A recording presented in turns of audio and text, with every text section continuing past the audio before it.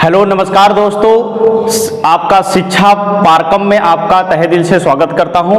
दोस्तों पहले क्लास में हम लोग बात किए थे साइंस में धातु के बारे में, मेटल्स के बारे में। अब हम बात करेंगे दूसरे क्लास में क्या है, अधातु यानी नॉन मेटल के बारे में। ठीक है, उसमें जितने भी गुण बताए गए हैं या जिनके प्रॉपर्टी, उनके धातुओं के प्रॉपर्टी जो बताया गया था उनसे थोड़ा भिन्न है। ठीक है, तो हम बात करते हैं अधातुओं के बारे में।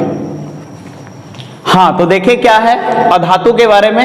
पहला क्या है, अधातुओं के परमाणु की अंतिम कक्षा में, या अंतिम कक्षा का मतलब वाह्यतम कक्ष में कितने इलेक्ट्रॉन होते हैं।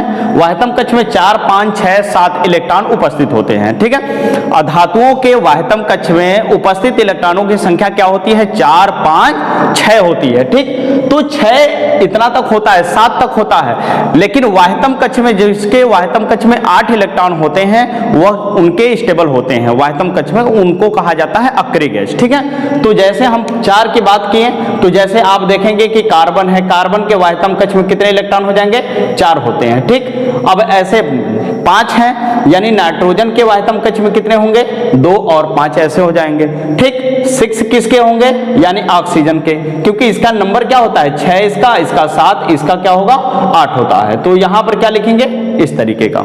अगर हम बात करेंगे कि फ्लोरीन की बात करेंगे, 9 है, इसका क्या होगा वाह्यतम कक्ष में इलेक्ट्रॉनों की संख्या 7 होंगे।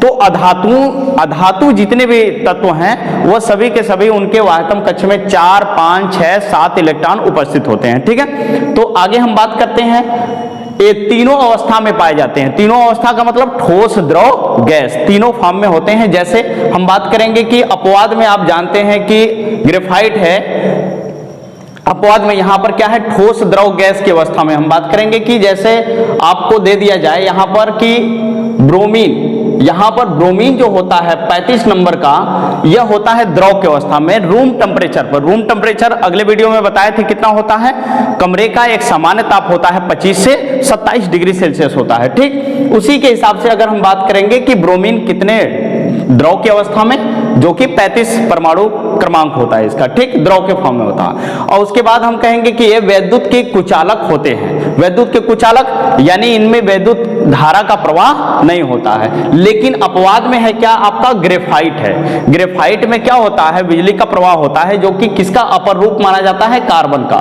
कार्बन के अपर रूप होते हैं जैसे हीरा, चारकोल, हड्डी चारकोल, ब्लैक लैंप होता है, उसके बाद ग्रेफाइट होता है, फ्लोरीन होता है।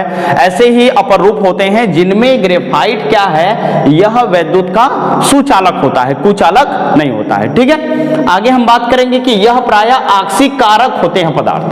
जो अधातुएं होते हैं वह आक्सीय कारक पदार्थ होते हैं। क्यों होते हैं, क्योंकि इनसे क्या होता है, इलेक्ट्रॉनों का ग्रहण करते हैं। यह इलेक्ट्रॉनों का क्या करते हैं, ग्रहण करते हैं। इलेक्ट्रॉन को त्यागते नहीं है, ये इलेक्ट्रॉन को क्या करेंगे, ग्रहण करते हैं। इसलिए क्या होता है, आक्सीय कारक, जितने भी अधातु होंगे आक्सीय कारक होंगे।